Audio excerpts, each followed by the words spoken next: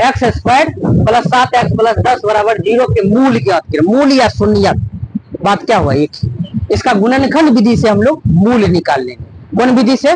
गुणनखंड विधि से। तो गुणनखंड करने आना चाहिए आपको। तो देखिए नहीं आता है, फिर भी आप लोग सीखिए, ठीक है। देखिए x square plus 7x plus 10 बराबर 0 गुणनखंड के लिए आपको सिखाए हैं। यानी कि देखिएगा इसको पहले क्या करिए, बगल बगल वाला पहले क्या करिए, बगल वाले को पहले क्या कर दीजिए, गुना। जब गुना कीजिएगा तो गुना करने के बाद क्या होगा, 10x स्क्वायर क्या हो जाएगा, 10x स्क्वायर। यानी कि इसके बाद नियम है जोड़ने या घटाने पर, क्या कहा, जोड़ने या घटाने पर ये बीच वाला आना चाहिए। तो कौन ऐसा पहाड़ा पढ़ेंगे कि जोड़ने पर 7 आना चाहिए और गुना करने पर 10 आना चाहिए। जोड़ने पर, जोड़ने या घटाने, तो कहेगा सर जोड़े या घटाए, तो जोड़ना आपको कहिए, यहाँ पर प्लस चिन्ह रहेगा तो याद रखिएगा हमेशा जोड़ ही होगा।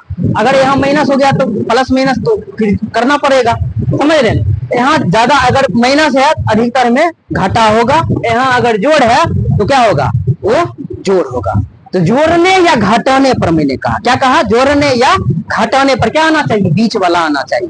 तो जब गुना किए तो 10x स्क्वायर हुआ, और क्या कहा, जोड़ने या घटाने पर तो हम जोड़ेंगे 5 दू पहाड़ा पढ़ेंगे, यानी कि 5 दू 7 अब 5 दूनी 10 उड़ गया ना।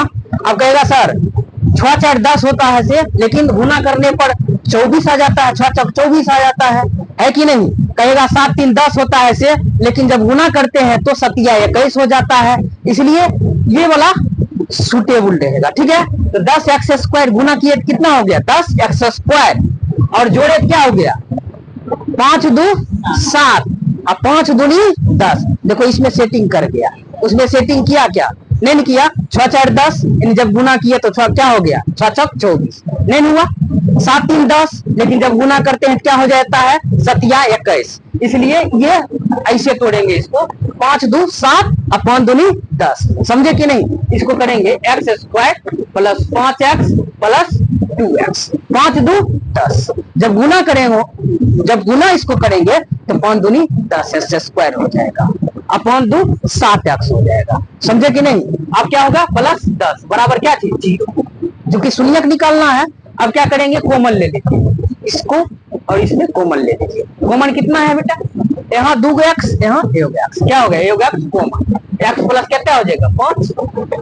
यहाँ कितना कॉमन है, 2 5 10, यानी कि 2 कॉमन है, x प्लस कितना हो जाएगा 5। जब गुना करेंगे कितने फेर हो जाएगा, 2 को x गुनेंगे 2x और 5 दूनी 10, 2 5 10, बात बराबर कितना 0। बात को समझ रहे हैं। उसके बाद क्या करेंगे, बाहर वाला पहले लिख दीजिए, या इसको कॉमन वाला को एक लिख देंगे, तो x प्लस क्या हो जाएगा, x प्लस 2, आई 2 है ना, ये कोनो लिख दीजिए, यानी कि कॉमन वाला चीज क्या करते हैं, लिख देते हैं, बराबर क्या चीज 0।